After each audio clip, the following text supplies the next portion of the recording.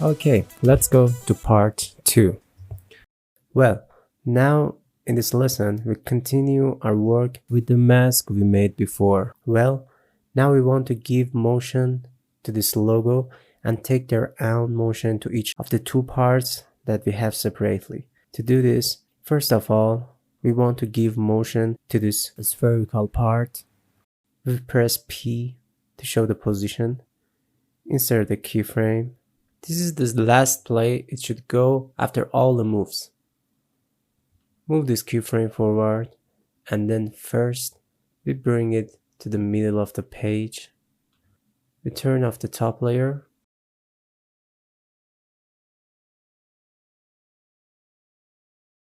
We can first get from the very small scale mode in the middle of the page to the current state. For this, press S to show the scale, press U to show the keyframes. The scale that is now is our final scale. Put this keyframe a little bit further. At first, set to 0 and play it to see how it goes. As you can see, one of the problems now is that the image from this part starts to enlarge as opposed to what we want the circle to grow in the middle of the screen. And this is because the anchor point of this image is on the corner and not exactly in the middle of the sphere. Well, to solve this problem, we go back to before inserting the keyframe. First, move the anchor point to where we want it to be in the middle of the circle. Select this section, pan behind anchor point. We form the anchor point exactly in the middle of the circle apart. Now we keyframe the same position we want to give it and move its final position forward. And change the first position like this. Move both positions, keyframe forward. Keyframe the scale. We move the final keyframe forward.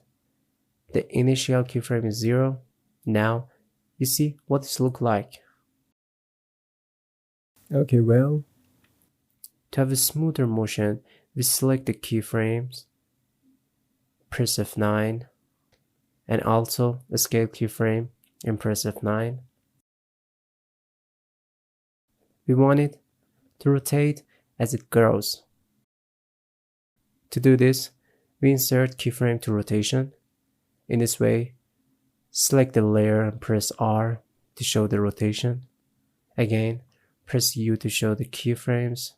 At first, enter -1 for the first part. You can see how it turns out so that the rotation can continue until the end.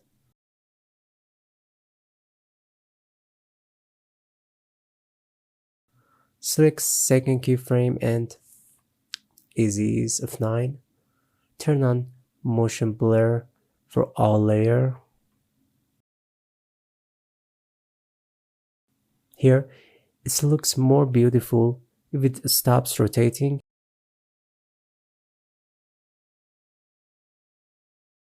Here. Well, now we want it when it's coming to the left at this point. The text layer appear and it comes down from above. Select position, enter keyframes from the position. It's a final keyframe, bring it forward.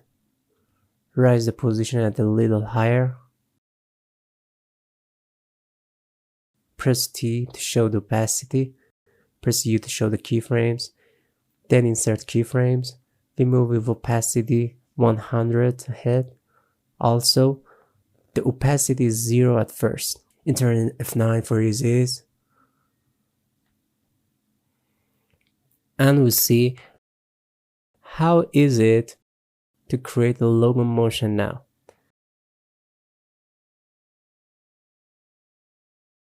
Another way we can give this the motion logo is that when the circular part goes to the left and stop moving, the text part starts right behind the circle and comes up to display.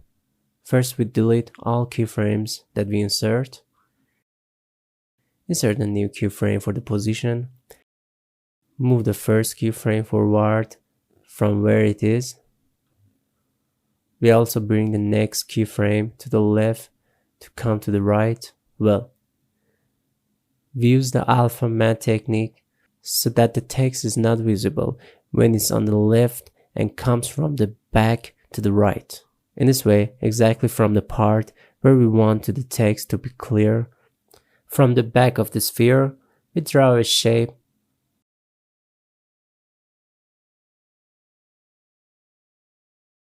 and blacken the fill. Select the toggle switch, press alpha inverted matte. Now you see what the logo motion looks like.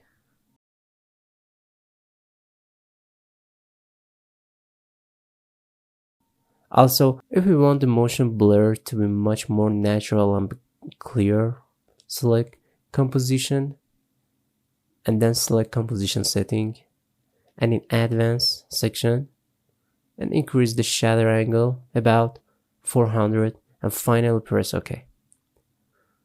Okay, finally, another point is that apart from deleting the background that we learned in Photoshop and did it, it can also be done in After Effects. If we make a background transparent now, you will see that the parts of the white border around the logo have not disappeared, which can sometimes cause us problems. An easy way to do this in After Effects, which is not as accurate as Photoshop, this is it. We can put the color key on the layer through the effects.